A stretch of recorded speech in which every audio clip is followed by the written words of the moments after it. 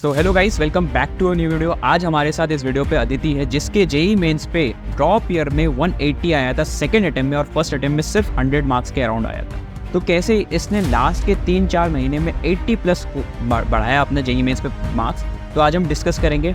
अदिति, सबसे पहला क्वेश्चन है कि तुमने ड्रॉप लेने का एंड बेसिकली जेई प्रिपरेशन करने का कब प्लान बनाया था? तो फर्स्ट ऑफ ऑल मैंने जब जेई की जो बात थी वो मैंने 9th स्टैंडर्ड में सुनी थी, बट फिर धीरे धीरे करके जब क्लास 12th आई तो क्लास 12th में मेरा हमेशा से मेन फोकस था कि मैं 12th बोर्ड में अच्छा करूं, क्योंकि मेरा मेन जो एम होता था वो था कि मेरे को 12th में अच्छा स्कोर करना है, बिकॉज मैं बीएससी करना चाहती थी, मैं एक टीचिंग प्रोफेशन में जाना चाहती थी फर्स्ट ऑफ ऑल।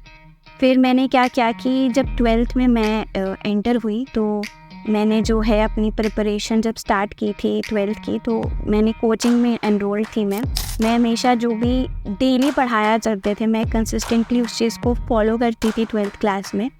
एंड मैं जो थी 12th में, इसकी वजह से क्या हुआ कि मेरा जो रिज़ल्ट था वो काफ़ी बेटर आया। I was the science topper of my school. इस तरीके से मैंने 12th में तो अच्छा स्कोर किया, और मेरे को ये माइंड में था कि मैं बहुत अच्छे कॉलेज में चले जाऊंगी दिल्ली यूनिवर्सिटी के, जहाँ से मैं बीएससी इन केमिस्ट्री हमेशा से करना चाहती थी। लेकिन हुआ ऐसा कि जब कोविड आया तो जो मेरे पेरेंट्स थे उन्होंने कहा कि दिल्ली यूनिवर्सिटी अभी मत ज्वाइन करो। तो उसकी वजह से क्या हुआ कि मैं एक लोकल कॉलेज है पालमपुर में, वहाँ पे मैंने एडमिशन लिया। अब उस स्कूल में जब मैंने एडमिशन लिया तो मैं एक दिन कॉलेज गई, एंड देन आई डिसाइडेड कि मैं वहाँ पे मैं सर्वाइव नहीं कर पाऊँगी 3 साल तक। मैं कैसे रहूँगी इस कॉलेज में, क्योंकि जो मुझे कॉलेज से एक्सपेक्टेशन थी वो ये थी कि मेरे जो सराउंडिंग में लोग हैं उनसे मैं बहुत सारी चीज़ें सीख पाऊँ। मैं with respect to college academics मैं और सारी चीज़ें भी करूँ। तो फर्स्ट माइंडसेट में जो चीज़ आती है वो यही आता है कि एक आईआईटी एक ऐसा एनवायरनमेंट आपको प्रोवाइड करती है। तो इट वाज बैक इन नवंबर 2020 जब मेरे माइंड में आया कि डेडिकेटेडली मुझे जेई का प्रिपेयर करना है। 12th तक हमेशा से मेरे माइंड में ये थॉट था कि मैं 12th बोर्ड में अच्छा स्कोर करना चाहती थी। JEE was never my focus. अब ऐसा नहीं था कि जेई का मैंने जेई मेरे माइंड में नहीं था तो मैंने जेई का प्रिपरेशन नहीं किया। देखो, सिलेबस इज सेम, बस जो जेई का जो क्वेश्चन पेपर होता है, जिस वे से वो पूछा जाता है वो डिफरेंट होता है। तो इस तरीके से मेरे माइंड में आया था कि आईआईटी देयर इज समथिंग, और उसकी प्रिपरेशन स्टार्ट करनी चाहिए। तो अदिति, बेसिकली जब तुमने माइंडसेट बना लिया था कि मेरे को जेई प्रिपरेशन करना है, तो उस पर्पस के लिए तुमने कोचिंग कब स्टार्ट किया लेना, एंड बेसिकली कौन सी कोचिंग ज्वाइन की? तो अब स्पेसिफिकली अगर मैं जेई की बात करूं तो मैंने नवंबर 2020 से एक कोर्स ज्वाइन किया था जो कि फिज़िक्स वाला का था। तो फिज़िक्स वाला ने एक क्रैश कोर्स लॉन्च किया था जेई अल्टीमेट करके, दैट वाज इन 21 जनवरी 2021 में था वो। तो रीज़न बीइंग मैंने कोर्स ज्वाइन इसीलिए किया था क्योंकि मेरे पास एक लिमिटेड अमाउंट ऑफ टाइम था, मुझे गाइडेंस चाहिए थी। प्रिपरेशन मेरे ऑलरेडी इस वे से थी, मतलब बेसिक्स मेरे फाउंडेशन हमेशा से क्लियर थे क्योंकि मैंने 11th-12th में कोचिंग की हुई थी। लेकिन जो जेई का प्रिपरेशन होता है, आई थिंक मेरे लिए जो मेरा पॉइंट ऑफ व्यू ये है कि मुझे ऐसा फील हो रहा था उस टाइम कि मुझे गाइडेंस की ज़रूरत है। लिमिटेड टाइम में मैं कैसे एक्स्ट्रा चीज़ें निकाल पाऊँ वो मेरे माइंडसेट में था। तो इसीलिए मैंने जो है JEE ultimate course crash course था वो ज्वाइन किया। अब उससे हुआ ये कि जो जेई के क्वेश्चन जिस वे से पूछे जाते हैं, 12th का भी एक पेपर होता है, एक जेई का भी पेपर होता है, राइट। तो 12th में तो I was able to score क्योंकि बेसिक्स क्लियर थे, बट जेई में जो क्वेश्चन जिस वे से पूछे जाते हैं वो थोड़े डिफरेंट होते हैं। उनको कैसे अप्रोच करना है उसके लिए मुझे गाइडेंस की ज़रूरत थी। इसीलिए मैंने जेई फिज़िक्स वाला को चूज़ किया था, because from the very beginning मैं उनका यूट्यूब भी फॉलो करती थी। तो अदिति, जैसे तुमने बताया कि तुमने फिजिक्स वाला का बैच ज्वाइन कर लिया, फिर थ्रू नवंबर के बाद तुम्हारा प्रिपरेशन कैसा रहा था till the very first attempt, January attempt? So जब मैंने नवंबर में डेडिकेटेडली आई वुड से मैंने प्रिपेयर किया। अब डेडिकेटेडली क्या होता है कि तुम्हें जेई मेंस का सिलेबस पता है, उसमें क्या पूछा जाता है, तुम्हें पता है कि मॉक टेस्ट देना कितना इंपॉर्टेंट है। तुम्हें ये चीज़ ध्यान रखनी है कि तुम एग्ज़ाम्स के पॉइंट ऑफ व्यू से पढ़ रहे हो, जो क्वेश्चन एग्ज़ाम में पूछे जा रहे वो उस वे से तैयारी कर रहे हो। और बहुत सारी ऐसी प्रॉब्लम्स आती है जब तुम प्रिपेयर कर रहे होते हो। जैसे फॉर एग्जांपल जब मैंने प्रिपरेशन स्टार्ट की थी तो जो मुझे सबसे बड़ी प्रॉब्लम आती थी कि नोट्स मैं कैसे बनाऊँ। नोट्स तो इम्पॉर्टेंट है कि ऑनलाइन लेक्चर्स मैं देख लेती थी, तो क्या ऑनलाइन लेक्चर कंप्लीट होने के बाद नोट्स बनाऊँ या in between of the video में नोट्स बनाऊँ। तो वो चीज़ फिगर आउट करने में कि मेरे लिए क्या बेस्ट रहेगा, मुझे थोड़ा टाइम लगा। और फिर मेरे लिए जो बेस्ट निकल के आया वो ये था कि जब वीडियो में एक स्लाइड कंप्लीट हो जाती थी उसके बीच में मैं नोट्स बना देती थी, एंड जब स्लाइड शिफ्ट होती थी तो मैं लेक्चर देखती थी, एंड जब ऐसे तरीके से मैं अपने नोट्स बनाया करती थी। और एक जो बहुत बड़ी मिस्टेक मुझे लगता है मैं करती थी वो थी मॉक टेस्ट नहीं देना। क्योंकि प्रिपरेशन हम कर रहे हैं, बहुत अच्छी प्रिपरेशन कर रहे हैं, लेकिन एक वो तो होना चाहिए हमारे पास कि हम कितना उस एग्ज़ाम में स्कोर कर पा रहे हैं। एक इंडिकेशन होना चाहिए कि क्या प्रिपरेशन हमारी सही डायरेक्शन में जा रही है या नहीं जा रही है। तो इसके लिए फिर मैंने मॉक टेस्ट स्टार्ट किए देना फ्रॉम फिज़िक्स वाला कि बहुत सारे every Sunday also I think they used to have some test as well.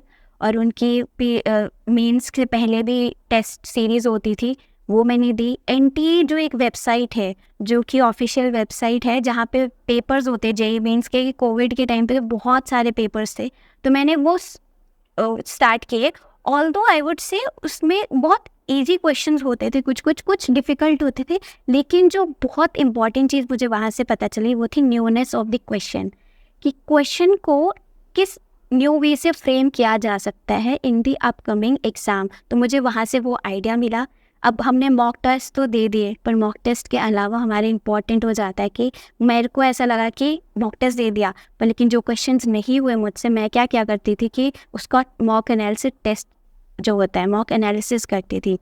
तो एनालिसिस के टाइम पे मेरी एक पर नोटबुक होती थी जहाँ पे मैं पॉइंट डाउन करती थी सारे वो क्वेश्चन जो मुझसे नहीं हुए, किस वजह से नहीं हुए। कभी कभी हम क्या पता कोई क्वेश्चन मेरे से ठीक हुआ तो क्या मैंने वो गैस वर्क से ठीक किया या फिर मुझे एक्चुअल में आता था वो क्वेश्चन। तो वो मैं चीज़ अपने लिए आइडेंटिफाई किया, मेरे वीक पॉइंट जो थे मैंने उनको रिवाइज़ किया, और जो भी मेरी फार्मूला शीट थी मैंने क्या किया उनको वॉल पे पेस्ट कर दिया करती थी, जिसकी वजह से जब भी मैं सुबह उठा करती थी तो मैं रिवाइज़ हो जाते थे वो।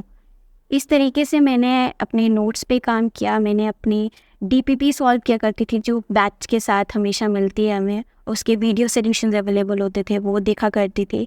और उसके बाद एक there is also a lot of people ask कि कौन से बुक्स होती हैं, तो जो मैं बुक्स फॉलो करती थी वो थी फिज़िक्स वाला के मॉड्यूल्स आते थे, मैंने वो परचेज़ किए हुए थे। प्लस 11th-12th में भी मैंने बुक्स सॉल्व की थी, जैसे केमिस्ट्री में मैंने ओपी टंडन, एमएस चौहान की हुई थी, और फिज़िक्स में एचसी वर्मा जो होती है वो सॉल्व की हुई थी। और जब ड्रॉप ईयर था तो मेरा जो मेन फोकस था वो ये था कि फिज़िक्स वाला के मॉड्यूल्स, प्लस मैंने दिशा पब्लिकेशंस के पास्ट ईयर क्वेश्चन पेपर्स की बुकलेट्स आती हैं मैंने वो ली हुई थी। तो इस वजह से मैंने अपनी प्रिपरेशन की। गाइज जैसे आपने देखा अदिति का भी सपना भले ही आईआईटी नहीं करने का था, बीएससी करने का था, बट अपने पेरेंट्स के लिए उसने आईआईटी करने का सोचा है। ऐसे ही आप लोगों में से बहुत सारे ऐसे बच्चे होंगे जिनको एक्चुअल में करना है या फिर जिनको अपने पेरेंट्स के लिए करना है। तो अगर आप सीरियस हो तो फिजिक्स वाला आपके लिए लेके आया है टीचर्स डे ऑफर, जहां आपको इनके फास्ट ट्रैक बैचेस मिलेंगे जेई के, लाइक प्रयास, लक्ष्य एंड अर्जुना। प्रयास बैच का प्राइस कर दिया गया 2800 और ये स्टार्ट हो रहा है 21 सितंबर से। लक्ष्य बैच का प्राइस कर दिया गया 3000 और ये स्टार्ट हो रहा है 18 सितंबर से। अर्जुना बैच का प्राइस कर दिया गया 3000 एंड ये स्टार्ट हो रहा है 18 सितंबर से। यहाँ आपको इंडिया के टॉप एजुकेटर्स पढ़ाएंगे फिजिक्स, केमिस्ट्री एंड मैथ्स। उसके साथ साथ आपको पॉकेट कोर्सेज मिलेंगे जहाँ पे आप रिविजन कर सकते हो, और इसका पॉकेट कोर्सेज का प्राइस जस्ट 49 है। और उसके साथ साथ आपको प्रैक्टिस क्वेश्चन मिलेंगे in the form of quiz, जहाँ 50 क्वेश्चन एटलीस्ट होंगे। उसके साथ साथ इनके मॉड्यूल्स भी है और सेट ऑफ बुक्स भी। अगर आपको कुछ भी परचेस करना है आप मेरा कोड यूज कर सकते हो RIT150, और डिस्क्रिप्शन पे आपको लिंक मिल जाएंगे इन सब की। सो अदिति, जनरली अगर तुमने मेरा चैनल देखा होगा, मैं बहुत सारे फिजिक्स वाले के स्टूडेंट से पूछता हूँ कि ये फिजिक्स वाले के जो मॉड्यूल्स है, बिकॉज बच्चे कंफ्यूज रहते हैं, is this enough for mains only और एडवांस के लिए? तो जब मैं स्टार्टिंग में मैंने सॉल्व किया था तो मुझे लगा कि मैं कर पा रही थी, तो मुझे लगा इनफ होगा, बट स्टिल मेरे को ऐसा फील हुआ कि कुछ क्वेश्चंस हैं, कुछ ऐसे कॉन्सेप्ट्स हैं जो कि और बेटर स्ट्रॉन्ग होंगे अगर मैं और क्वेश्चन सॉल्व करूँगी। तो मुझे ऐसा फील हुआ कि और ऐसे टेस्ट सीरीज़ हैं जैसे आकाश के और एलन की टेस्ट सीरीज़ आती है, वो मैंने यूट्यूब पे देखा था कि वो सॉल्व करोगे तो और भी अच्छा रहेगा। तो मैंने अपनी प्रिपरेशन को लिमिट नहीं रखा सिर्फ फिज़िक्स वाला के मॉड्यूल से, ऑल्दो मैंने सॉल्व किए वो, बट मुझे ऐसे लगा कि प्रिपरेशन और बेस्ट हो सकती है। तो मैंने और टेस्ट सीरीज़ फॉलो की, जैसे मेरे फ्रेंड्स होते थे तो उनसे मैंने उनकी टेस्ट सीरीज़ के जो बुकलेट्स होते हैं, क्वेश्चन पेपर्स मांगे, तो मैं वो भी सॉल्व करती थी। बट आई वुड से कुछ ऐसे कॉन्सेप्ट्स हैं जो कि आपको लगेगा कि हाँ बेटर है रिसोर्सेज और भी, तो आप वहाँ से प्रैक्टिस कर सकते हो। ज़रूरी नहीं है कि अगर आपने अपने आप को लिमिट नहीं रखना है हमेशा रिसोर्सेज, अगर आपको लगता है कि और बेटर रिसोर्सेज है तो वहाँ से प्रैक्टिस करो। At the end the goal is कि हम अपनी प्रिपरेशन बेटर करें। एंड अदिति, बेसिकली क्या हुआ था कि फर्स्ट अटेम्प्ट में you were able to just score even less than 100 and second final attempt तक जाते जाते you were able to score around 180 marks. तो how it happened like in just 2-3 months of time? तो मेरा जो main point ये रहेगा कि जो एग्ज़ाम है, एग्ज़ाम के पॉइंट ऑफ व्यू से पढ़ना इज़ इम्पॉर्टेंट। अब मेरे बेसिक्स ज़रूर क्लियर थे, लेकिन उस एग्ज़ाम को अडेप्ट करने, जब मैंने फ़र्स्ट अटैम्प्ट दिया, फर्स्ट ऑफ ऑल मैंने ये सोचा था कि मैं फोर्थ अटैम्प्ट ही दूंगी लास्ट, बट ये मेरा बहुत अच्छा डिसीजन था कि मैं सारे अटैम्प्ट दूंगी। तो जब मैंने फर्स्ट अटैम्प्ट दिया तो मुझे उस अटैम्प्ट देने के बाद मुझे ऐसा लगा कि it is a time based exam. तो इवन इफ़ अगर आपका कोई क्वेश्चन है जो आपको आता है बट आप उस टाइम फ्रेम में नहीं दे पा रहे हो ना, तो उसका कोई मीनिंग नहीं है। तो इस चीज़ में सबसे ज़्यादा इंपॉर्टेंट जो आ जाती है, मुझे उस टाइम फील हुई कि मॉक टेस्ट मुझे देना स्टार्ट करने चाहिए, वो भी रेगुलर, वीकली 2। स्टार्टिंग में बहुत डिफ़िकल्ट होता है, मुझे ऐसा लगता था मेरे लिए बहुत ज़्यादा डिफ़िकल्ट होता था, क्योंकि 3 आवर्स तक आपको बैठ के एग्ज़ाम देना है। तो स्टार्टिंग में डिफ़िकल्टी आती थी, लेकिन धीरे धीरे करके वो एक अपने टाइम टेबल का पार्ट बनाया। एंड जब सेकंड अटैम्प्ट दिया तो उसमें जो फर्स्ट में जो मिस्टेक की थी, फर्स्ट ऑफ ऑल वो लिखी कि क्या कमी रही, क्या मेरी प्रिपरेशन में कमी थी, क्या मेरे मॉक टेस्ट देने में कमी थी, या फिर मैं क्वेश्चंस को रीड करने में काफ़ी ज़्यादा टाइम लगाती थी। तो उस चीज़ पे मैंने ध्यान दिया, और विद ईच अटैम्प्ट मुझे वो इंडिकेशन, हर एक अटैम्प्ट देने के बाद मैं एक एनालिसिस करती थी उस पेपर का कि किस वजह से I am not able to score good marks. तो इस वे से मैंने अपनी प्रिपरेशन में जहाँ जहाँ मुझे कमी लगती थी, मैं उन डॉट्स को कनेक्ट करती गई और उनको विद ईच अटैम्प्ट मैंने इम्प्रूव किया। क्योंकि सिलेबस तो हो चुका था कवर, सिलेबस ऑलरेडी हो चुका था मेरा कवर, लेकिन उस एग्ज़ाम में क्या है कि हर क्वेश्चन एक न्यू कंसेप्ट, एक ही कंसेप्ट है, बट जो क्वेश्चन का पूछने का वे है वो हर अटैम्प्ट में थोड़ा डिफरेंट होता है। और मैं एक चीज़ और करती थी कि जब भी एग्ज़ाम होता था तो उससे पहले जो शिफ्ट होती हैं उनके जो पेपर्स होते हैं वो ऑनलाइन अपलोड हो जाते हैं। तो मैंने ये सेकंड और थर्ड अटैम्प्ट से स्टार्ट कर दिया था करना कि जिस दिन भी मेरा एग्ज़ाम होगा उससे पहले जो शिफ्ट हो चुके हैं वो मैं सॉल्व करके जाऊंगी, क्योंकि बहुत मेरे प्रोबेबिलिटी है वैसे टाइप के क्वेश्चन आने की इस अटैम्प्ट में। तो ये एक चीज़ थी जो मुझे लगता है मुझे बहुत ज़्यादा बेनिफिट हुआ था। जब तक मेरी परसेंटाइल इंक्रीज़ हुई, मेरा स्कोर इंक्रीज़ हुआ लास्ट अटैम्प्ट आने तक, वो यही था जो मैंने फर्स्ट अटैम्प्ट में नहीं चीज़ की थी कि अपने एग्ज़ाम से पहले बहुत सारी शिफ्ट होती है, उनका एग्ज़ाम का पेपर मैं सॉल्व करके गई थी। ओके, एंड जैसे ही आपका मेंस का लास्ट अटेम्प्ट कंप्लीट हुआ एंड फिर जब एडवांस के जस्ट 1 महीने बचे थे, तो एडवांस के लिए पर्टिकुलरली आपने क्या डिफरेंट किया? तो अब एडवांस में एक चीज़ है कि एडवांस में हमें जो क्वेश्चंस होते हैं ना, उसमें बहुत सारे मिक्स ऑफ कॉन्सेप्ट से पूछे जाते हैं। तो मैंने जो एक चीज़ की थी वो ये थी कि क्वेश्चंस पेपर सॉल्व करना प्रीवियस ईयर के जितने भी क्वेश्चन पेपर्स अभी तक उस टाइम तक अवेलेबल थे, मैंने वो जैसे 2020 हो गया, 2019 हो गया, इस ऑर्डर में मैंने सॉल्व करना स्टार्ट किए थे। प्लस फिज़िक्स वाला के जो मॉड्यूल्स हैं उसमें भी प्रीवियस ईयर क्वेश्चंस तो गिवन ही थे, बट मैंने जो है प्रॉपरली ऑनलाइन से डाउनलोड किए हुए थे पेपर्स, तो मैं वो सॉल्व करती थी और फिज़िक्स वाला के टेस्ट सीरीज़ भी दिया करती थी, प्लस जो और इंस्टीट्यूट्स के टेस्ट सीरीज़ होते थे उनके पेपर देती थी। क्योंकि सिलेबस कंप्लीट हो चुका था, अब क्वेश्चंस लगाने की बारी थी, तो मैं ज़्यादा फोकस मेरे क्वेश्चन में रहता था और जहाँ पे मेरे को लगता था कि कॉन्सेप्ट कम है वो मैं दोबारा से रिवाइज कर लिया करती थी। सो अदिति, आपके साथ सेशन लेके बहुत मज़ा आया। बेसिकली बहुत सारे ऐसे पॉइंट्स हैं जो बेसिकली बच्चों को प्रॉब्लम होती है, लाइक रिवीजन कैसे करना है, टाइम टेबल क्या होना चाहिए, फिजिक्स वाला के DPPs कैसे करना है इफेक्टिवली, और भी बहुत सारे इंसाइट्स मिले। क्या मतलब मेरे हिसाब से लाइक अभी जो JEE 2024 के स्टूडेंट्स हैं वो भी सेम ही प्रिपरेशन फेज में है, लाइक उनके 3 से 4 महीने अब बचे हैं, तो एग्जैक्टली उनके लिए क्या गाइडेंस देना चाहते हो? तो फर्स्ट ऑफ ऑल ये कि ऑल दी बेस्ट प्रिपरेशन के लिए, और तुम्हारी प्रिपरेशन जो है वो हो चुकी है, तो ज़्यादा इम्पॉर्टेंट हो जाता है कि हम क्वेश्चंस सॉल्व करें, क्योंकि जब हम क्वेश्चन सॉल्व कर रहे होते हैं तो उसके थ्रू हमें पता लगता है कि ओके ये कॉन्सेप्ट हमारा वीक है, ये कॉन्सेप्ट हमें आता है।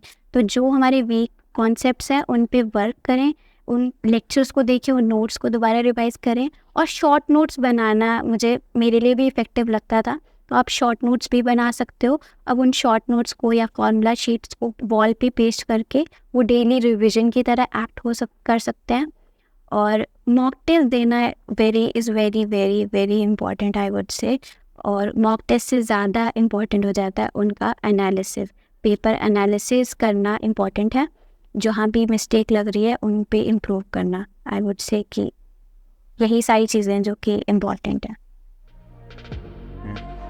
सो गाइस, आई थिंक ये सेशन आपके लिए काफ़ी हेल्पफुल रहा होगा, बिकॉज आपकी जो दीदी अदिति दीदी उसने बहुत सारे इंसाइट्स शेयर किए, कैसे बेसिकली अपने प्रिपरेशन के टाइम पे उन्होंने बहुत सारे जो प्रॉब्लम्स थे उनको फेस किया, एंड फर्स्ट अटेम्प्ट से लेके लास्ट अटेम्प्ट तक उसने कैसे 80+ मार्क्स इंप्रूव किया। तो अगर आप भी ये वीडियो देख रहे हो तो डेफिनेटली फर्स्ट अटेम्प्ट में आप एक अच्छा स्कोर कर सकते हो।